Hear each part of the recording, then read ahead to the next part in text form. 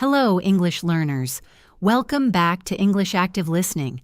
I am so happy you are here today. My name is Emma, and this is the place where we slow things down, we make English feel easy, and we help your brain actually absorb the language. Not just memorize it, but really feel it and use it. So if you are someone who watches videos, takes notes, maybe even falls asleep to English podcasts, this channel is made for you. And today, we have something really good. We are going to talk about something that every single English learner needs, the past tense. Now, before you click away and say, Emma, I already know this, stay with me. Because I promise you, by the end of this episode, you are going to hear the past tense in a completely new way. You are going to understand it so deeply that using it will feel natural, almost automatic. So get comfortable, take a breath, and let's begin. Let me start by telling you a little story. Imagine a young woman named Clara.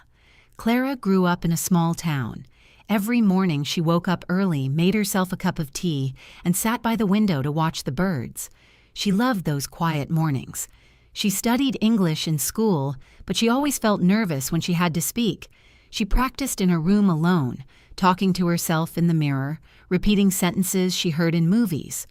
One day, she decided to move to a new city.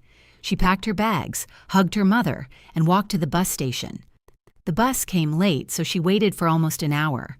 She sat on a wooden bench, listened to music, and watched other people come and go. When the bus finally arrived, she picked up her bag and stepped on. She did not look back. She was ready for something new. Now, did you notice something about that story? Every single verb I used was in the past tense. Grew, woke, made, sat, loved, studied, felt, practiced, decided, packed, hugged, walked, waited, sat, listened, watched, arrived, picked, stepped, all past tense. That is the beauty of this grammar. Once you understand it, once you really feel it, you can tell entire stories with it. And that is exactly what we are going to do today. We are going to learn the past tense by living inside it, by listening to real sentences, by hearing real emotions, and by practicing together, you and me. So let me explain the basics first, but I want to do it in a way that feels alive, not like a textbook. The simple past tense is used when we talk about something that happened before now. It is finished. It is complete. It is done. Think about yesterday, think about last week, think about your childhood, think about 10 minutes ago, everything that already happened. That is the past tense zone. We are not there anymore. We are here, in the present, looking back at what happened. That feeling of looking back, that is the heart of the past tense. Now, in English, we have two kinds of past tense verbs, and understanding both will help you so much. The first kind is called regular verbs. These are the easy ones. You take the base verb and you add the letters ed to the end. That is it. Walk becomes walked. Talk becomes talked. Listen becomes listened. Help becomes helped. Study becomes studied. Want becomes wanted. Open becomes opened. Close becomes closed. Smile becomes smiled. These are regular because they all follow the same rule. Just add ed. When Clara in our story walked to the bus station, that was a regular verb. When she listened to music on the bench, that was a regular verb too. They follow the pattern, and once you learn the pattern, you can use thousands of verbs correctly. But then we have the second kind, and these are the ones that make learners stop and scratch their heads. These are called irregular verbs, and they do not follow any rule. They just change completely. Go becomes went. Come becomes came. See becomes saw. Have becomes had. Do became did. Make became made. Eat became ate. Drink became drank. Know became knew. Think became thought. Feel became felt. Buy became bought. Take became took. Give became gave. Find became found. These verbs do not add ed. They transform. They become something new. And yes, you do need to memorize them, but do not worry. I'm going to help you do that through stories and examples, not through boring lists. Let me go back to Clara for a moment, because I want to show you how regular and irregular verbs work together in real life. Clara woke up. That is irregular. Wake becomes woke. She made her tea. Irregular again, make becomes made. She sat by the window. Irregular, sit becomes sat. She loved the quiet. Regular, love becomes loved. She studied English. Regular, study becomes studied. She felt nervous when she spoke. Two irregular verbs in one sentence. Feel becomes felt. Speak becomes spoke. She packed her bags. Regular, pack becomes packed. She hugged her mother. Regular, hug becomes hugged. She walked to the station. Regular, walk becomes walked. The bus came late. Irregular, come becomes came. She waited on the bench. Regular, wait becomes waited. She listened to music. Regular, listen becomes listened. She picked up her bag. Regular, pick becomes picked. She stepped onto the bus. Regular, step becomes stepped. You see how they mix together? In real English and real stories, regular and irregular verbs live side by side. Your job as a listener and a learner is to start recognizing them, start hearing them. And the more you listen, really listen, the more natural they will become. Now I want to practice with you, and I want you to actually do this with me. Do not just listen passively. Be active. That is what this channel is all about. Active listening. So here is what I want you to do. I am going to describe a simple morning, and I want you to listen carefully. Then I will ask you some questions about it. Ready? This morning, a man named Daniel got up at 7. He went to the bathroom and washed his face with cold water. He looked at himself in the mirror and smiled. He felt tired, but he was happy. He went to the kitchen and opened the refrigerator. He took out some eggs and a tomato. He cooked his breakfast slowly, and he enjoyed every minute of it. He sat at the table, ate his food, and drank a cup of strong coffee. After breakfast, he washed the dishes, dried his hands, and put on his jacket. He grabbed his bag, locked the door behind him, and walked outside into the cool morning air. Now here are your questions. What time did Daniel get up? He got up at 7. What did he take out of the refrigerator? He took out eggs and a tomato. Did he feel happy? Yes, he felt tired, but he was happy. What did he do after breakfast? He washed the dishes, dried his hands, and put on his jacket. How was the morning air? It was cool. Now here is something important I want you to notice. When we ask questions in the past tense and when we give short answers, we use the helping verb did. Did he sleep well? Did she study? Did they arrive on time? And when we answer in the negative, when we say something did not happen, we also use did not, or the short form didn't. Daniel did not drink juice. He didn't eat toast. He didn't take the bus. Do you hear how natural that sounds? Did not and didn't. Both are correct. In speaking, we usually say didn't because it flows faster. It sounds more natural. It feels more human.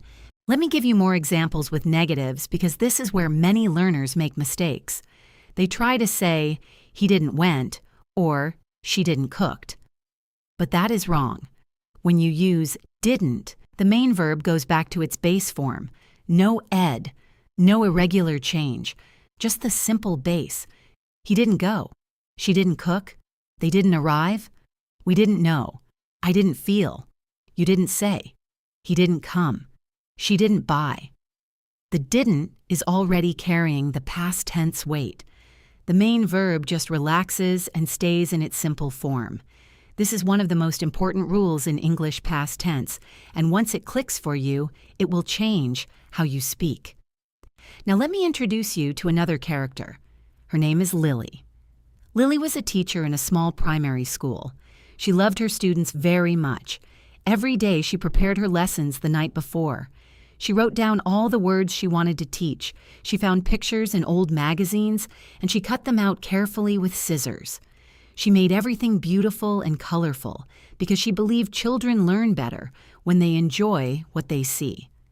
On Mondays, she always played a game with her class.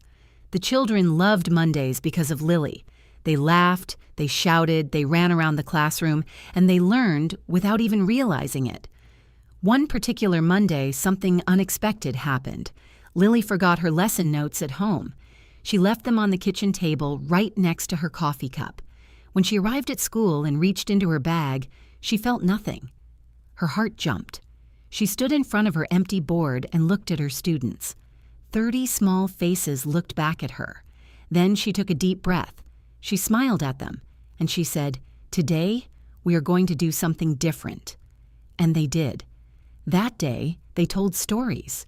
Each child stood up, walked to the front of the room, and told the class something that happened to them, something real, something from their own life, and it became the best lesson of the whole year. Let me pull some past tense verbs out of that story for you. Lily loved, regular. She prepared, regular.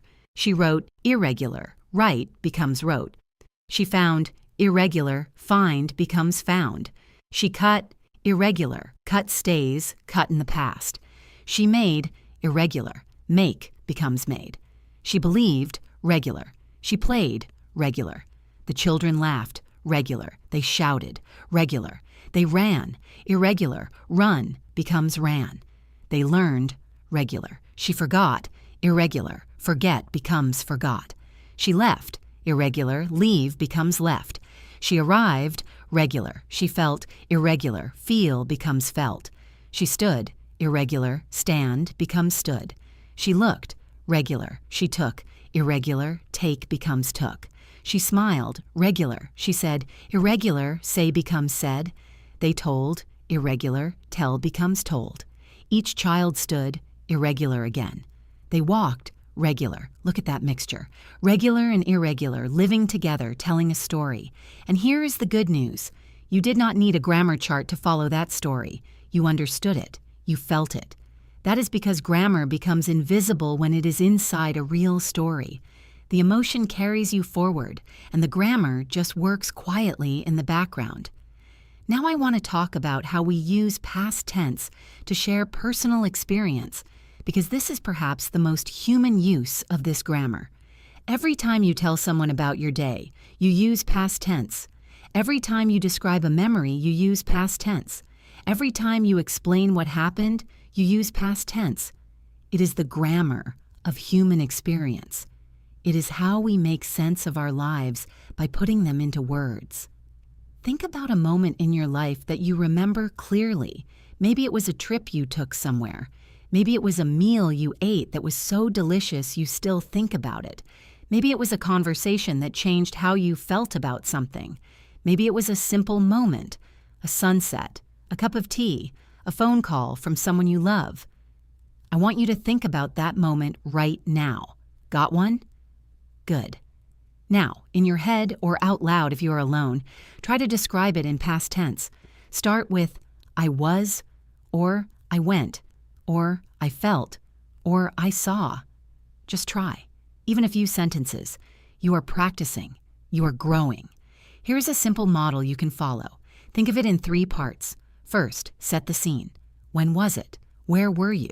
What did the day feel like? Second, describe what happened. What did you do? Who was there?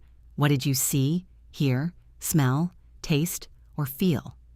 Third, say how it made you feel and why you remember it.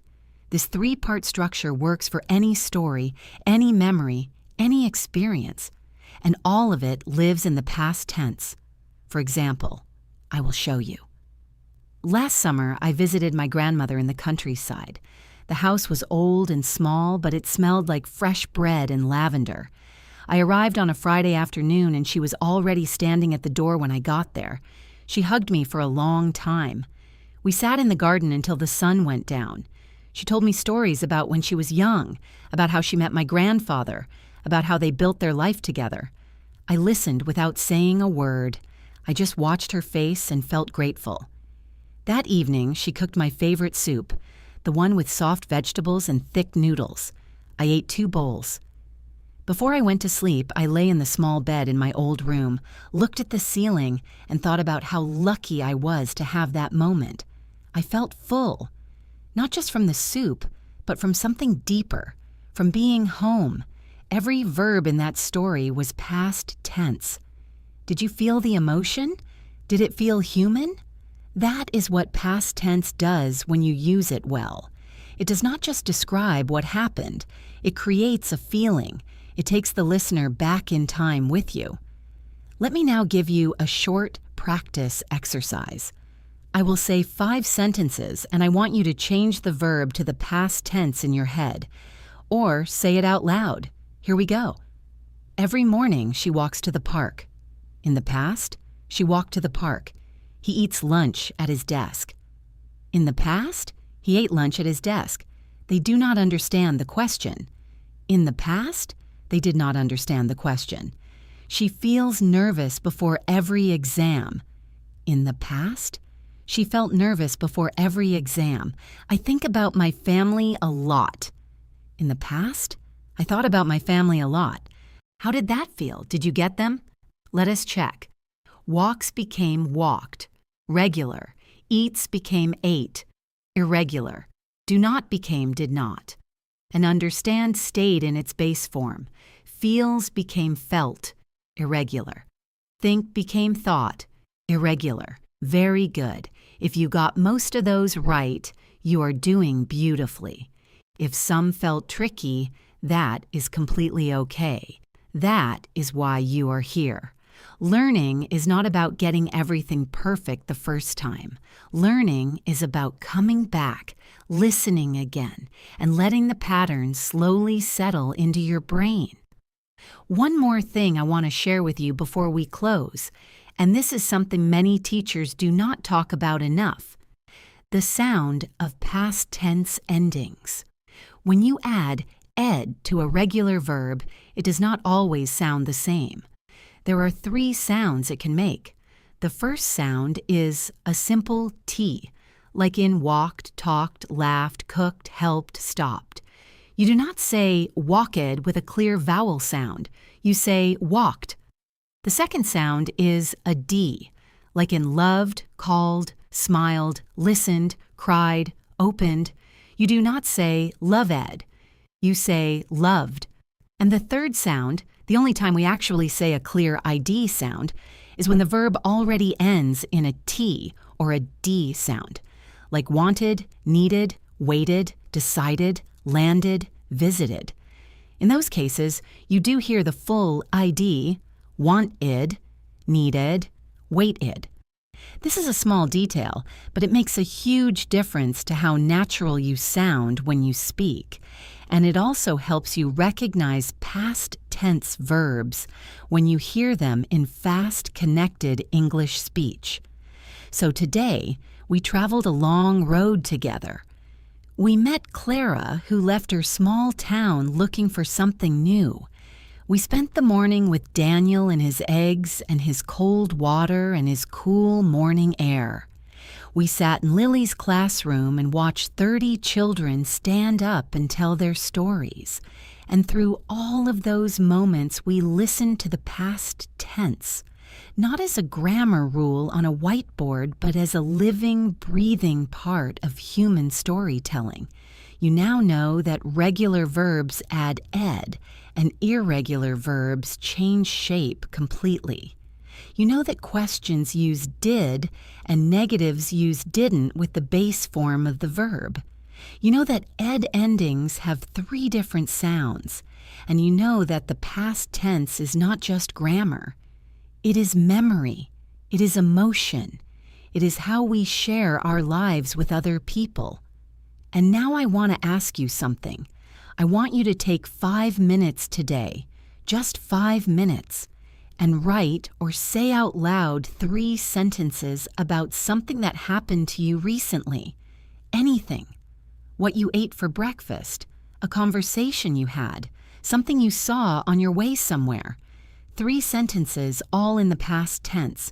Do it. Speak it. Own it. Because that is how language becomes yours. Not by studying it from the outside, but by using it, making it part of your voice, your story, your life. If this episode helped you, please share it with one person who is learning English. Just one person. That one share could change someone's journey. And if you want more episodes like this, slow, clear, story-driven English, make sure you are subscribed to English Active Listening. We are here every week with new stories, new vocabulary, new grammar, all wrapped in real human feeling. Leave a comment below and tell me, what is one thing you did yesterday? Tell me in the past tense. I read every single comment and I would love to hear from you. This is Emma and I will see you in the next one. Keep listening, keep growing. You are doing so well.